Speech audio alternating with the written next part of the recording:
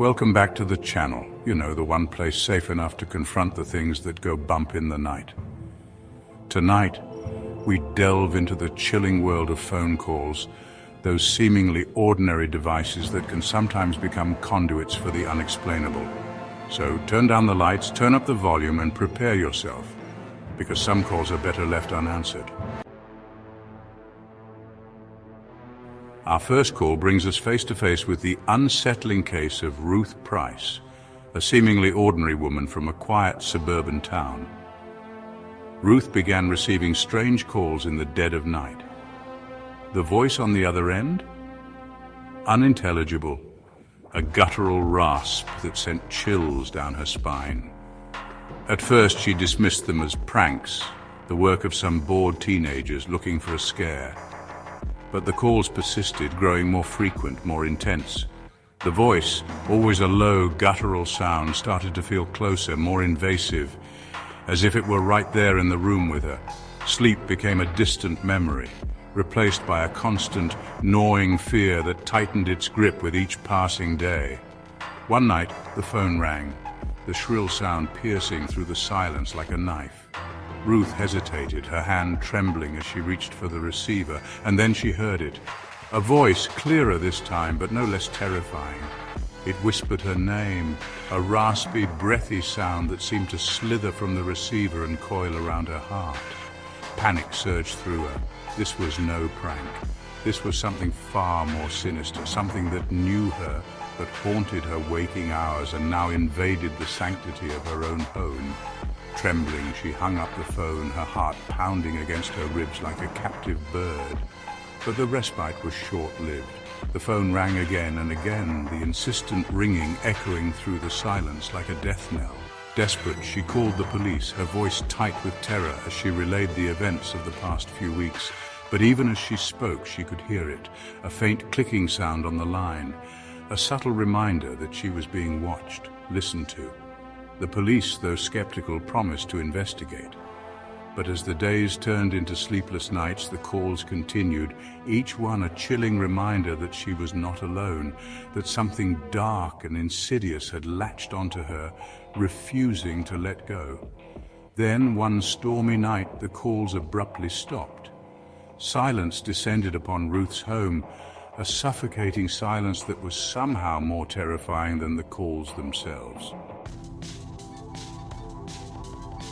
Our next story takes us on a chilling journey into the heartland of America, where a young man's last phone call would become a cryptic clue in a mystery that remains unsolved to this day.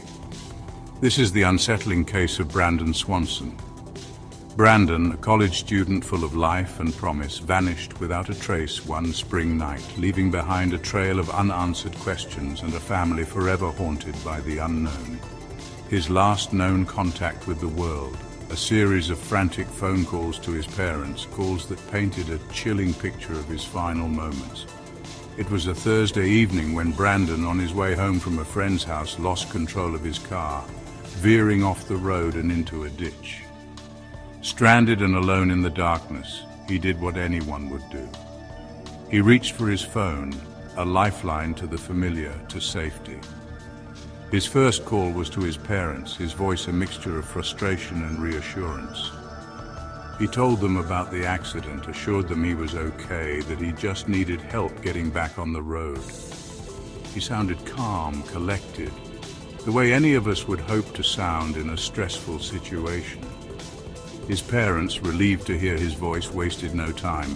They got in their car, following his directions as he guided them towards his location. But as they drove, a sense of unease began to creep in.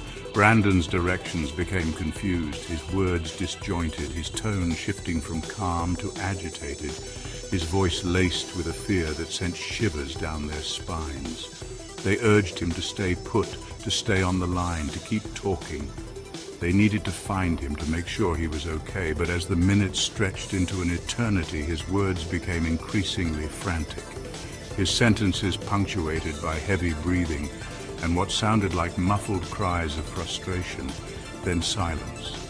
The line went dead, the abrupt silence a deafening roar in their ears. They tried calling back, their hearts pounding with a sickening dread, but the only response was the cold, impersonal voice of an automated message informing them that the number they were trying to reach was unavailable. Panic set in. They retraced their steps, their minds racing, desperately searching for any sign of their son, any indication of what might have happened. Chapter 3. The Final Message of Henry McCabe. Our final tale takes us into the eerie world of unexplained disappearances, where a single voicemail serves as a chilling puzzle piece in a mystery that continues to baffle investigators to this day. This is the unsettling story of Henry McCabe. Henry, a reclusive writer known for his dark and unsettling tales, vanished from his secluded cabin one cold November morning, leaving behind a trail of unanswered questions and a single spine-chilling voicemail that would send shivers down the spines of even the most hardened skeptics. It was a Wednesday when Henry's editor, accustomed to his irregular communication, received a strange voicemail. At first it seemed like just another one of Henry's eccentric ramblings, his voice thick with fatigue, his words slightly slurred, as if he were in a state of exhaustion or perhaps under the influence. But as the message went on, a sense of unease settled over her. Henry's voice, usually sharp and articulate, took on a strange, almost desperate tone. He spoke of shadows moving in the corners of his vision, of whispers that seemed to emanate from the walls themselves, of a feeling that something was watching him, something ancient and malevolent. He mentioned a recurring dream, a vivid nightmare that left him drenched in sweat, his heart pounding like a drum in his chest. In the dream, he was being followed, stalked by an unseen entity, its presence a suffocating weight on his chest, a constant reminder that he was not alone. The editor, though initially dismissing it as writer's block or perhaps a touch of cabin fever, couldn't shake the feeling that something was wrong. Henry's words, usually filled with dark humor and macabre fascination, now dripped with a raw, primal fear that sent chills down her spine. Days turned into a week, then two, with no word from Henry. His phone went straight to voicemail, the message unchanging, that same chilling recording, his voice a haunting echo of a man teetering on the edge of reason. Concerned, the editor contacted the authorities, relaying the unsettling details of the voicemail and her growing concern for Henry's well-being. Police arrived at Henry's secluded cabin, nestled deep in the woods, a place where the silence was broken only by the rustling of leaves and the distant cry of birds. But the idyllic setting belied a chilling truth. The cabin door was ajar, swinging gently in the breeze as if inviting them inside. Inside, they found the cabin in disarray, furniture overturned, papers scattered across the floor as if a struggle had taken place.